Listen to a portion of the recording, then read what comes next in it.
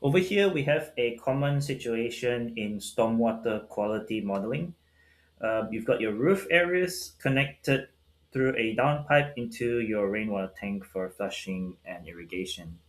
Now, in this case, in larger storms, we notice that the gutters actually overflow. So there's a volume, a portion of the rainfall and runoff that does not enter the tank, and we will have to represent this in the model.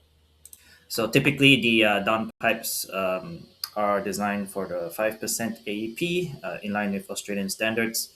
So we have to calculate that flow, and anything above the 5% AEP, we'll have to direct it as a high flow bypass through the tank. To do so, go to cleanstormwater.com.au, then log in or sign up to the portal. Sign up is free. In the portal, there's a map. Anywhere with a color, there will be you would be able to model. So let's have a look at a project address. Enter a project address here, or click on the map, and it'll bring the location up with the guidelines for that location. Now select rainwater tank tools. And once you're in the tool, it has a bunch of other features for estimating occupancy for your tanks, demand, irrigation, etc. Today we'll look at the bypass calculator to determine that overflow. You can select if there's any climate change scenario, select it over here.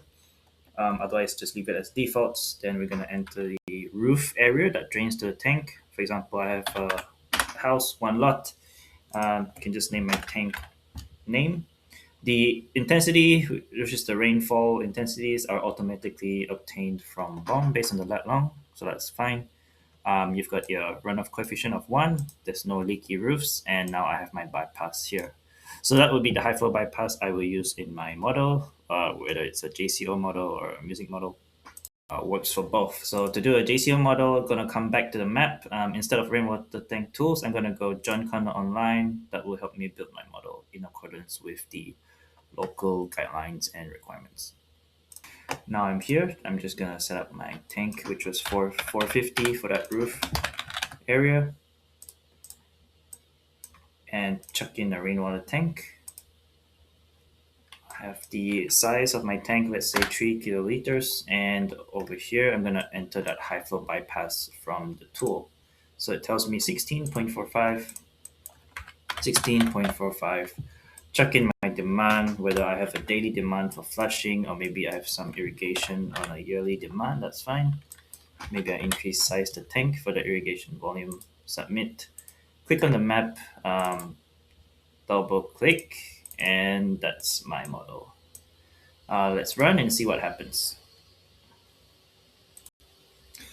Now the model has been run. I'm going to right click, view node water balance, and we can see high flow bypass out 0. So no flows. So basically all the flows are entering the tank. Looks like the downpipes are sized appropriately. If we look at the rain, we can kind of see this. So looking at that rain, the 5%, which is what your gutters are typically designed for, the 5% is all the way up here, but looking at over the 10 years that we're supposed to use for this location, you can see the highest rainfall, that's about 20%. So your gutters and your downpipes are sized to the point where there will not be no overflows. If there's a couple of events above the 5%, then yeah, we'll see some overflows from the high flow bypass. So there you have it. Inclusion of the high flow bypass in your rainwater tank if needed for the project. Till next time.